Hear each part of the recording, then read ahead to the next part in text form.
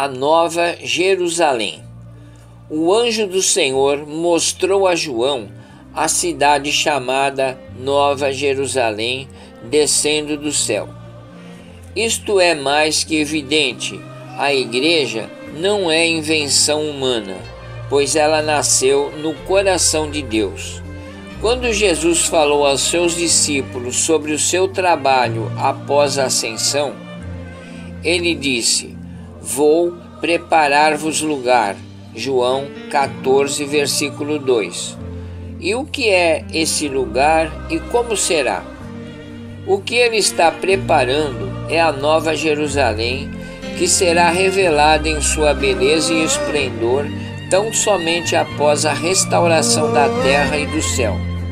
Saiba que, se por um lado a Igreja de Jesus Cristo deixa muito a desejar quanto à sua santidade, a Nova Jerusalém, por sua vez, é a cidade santa, cuja obra está em franco andamento.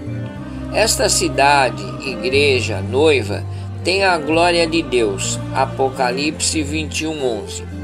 Ela é sua manifestação aqui na terra, como há de ser por toda a eternidade. Construída de pedras preciosas, ela é valiosa e resplandecente. Nós, que somos hoje as pedras que vivem, conforme nos diz em 1 Pedro, capítulo 2, versículo 5, seremos pedras preciosas na cidade santa. A cidade é quadrangular, de comprimento e largura iguais. Seu comprimento, largura e altura são iguais. Apocalipse 21:16. É um cubo de dimensões exteriores iguais. Usaremos a Bíblia para descobrir esse detalhe. Nas Escrituras há sempre uma referência sobre o cubo. Em 1 Reis, capítulo 6, versículo 20, nos diz: "Era o Santo dos Santos, de 20 côvados de comprimento, 20 de largura e 20 de altura." O Santo dos Santos no Templo de Salomão era um cubo, aquele lugar de residência permanente de Deus na terra, pois a Igreja de Jesus Cristo é hoje exatamente isto. Nós somos o tabernáculo de Deus, o templo do Senhor, assim mesmo como João nos informou neste capítulo. Eis o tabernáculo de Deus com os homens. Apocalipse 21, versículo 2. Vejamos os pormenores para o nosso futuro. João diz: "Nela não vi santuário, porque seu santuário é o Senhor, o Deus Todo-Poderoso e o Cordeiro." A cidade não precisa de sol nem de lua para lhe darem claridade, pois a glória de Deus a iluminou e o Cordeiro é a sua lâmpada. As nações andarão mediante sua luz, e os reis da terra lhe trazem sua glória. As suas portas nunca mais se fecharão de dia, porque nela não haverá noite, e lhe trarão a glória e a honra das nações. Nela nunca jamais penetrará coisa alguma contaminada, nem o que pratica abominações, mas somente os inscritos no livro da vida.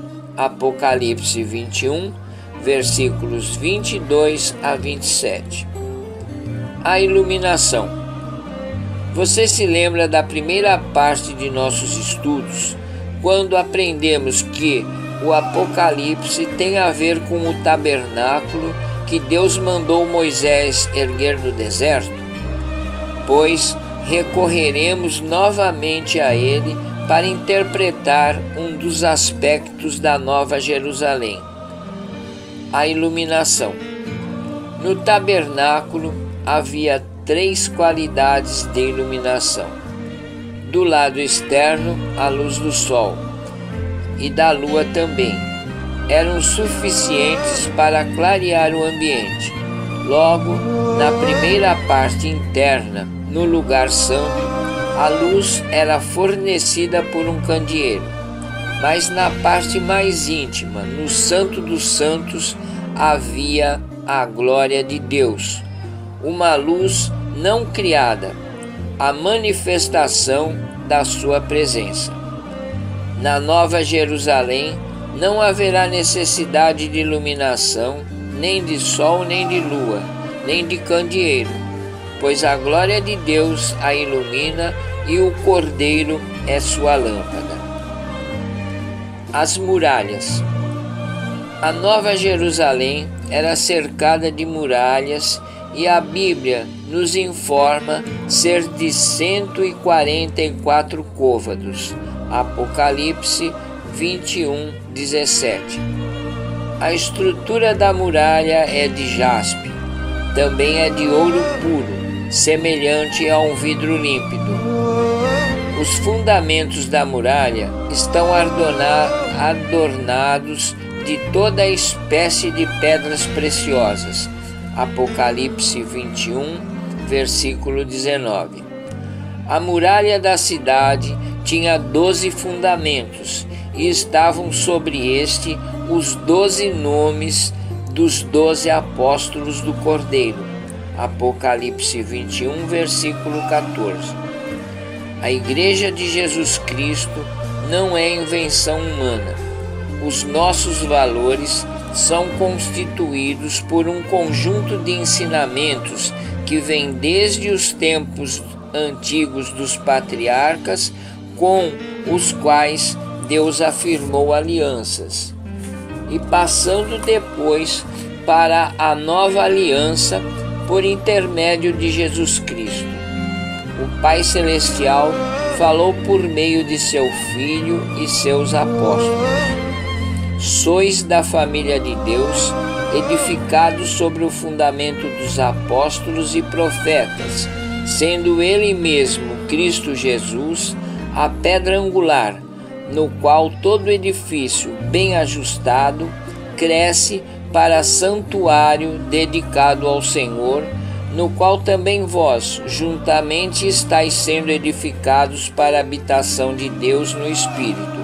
Efésios capítulo 2, versículos 20 a 22.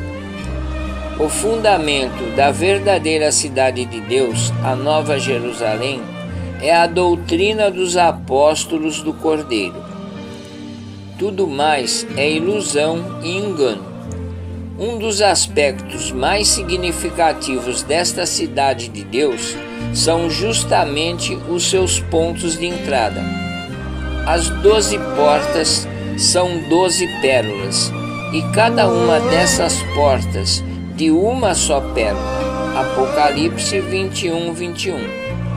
A pérola é a mais singular entre todas as pedras preciosas. A pérola é criada com sangue, sofrimento e morte.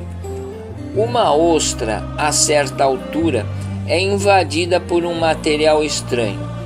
Para defender-se, ela cria uma substância ao seu redor e deste material nasce a pérola. Antes, porém, de ser revelada, a ostra precisa morrer. Quem entra na Nova Jerusalém passa por uma porta feita de uma pérola, joia esta produzida pelo sofrimento de Jesus Cristo, pelo derramamento de seu sangue precioso e, finalmente, sua morte na cruz do Calvário. Não há outra entrada. É pela pérola, ou seja, por meio de Jesus, que somos salvos. Em seu Evangelho, João registra estas palavras do Senhor: Eu sou a porta, se alguém entrar por mim, será salvo. João capítulo 10, versículo 9.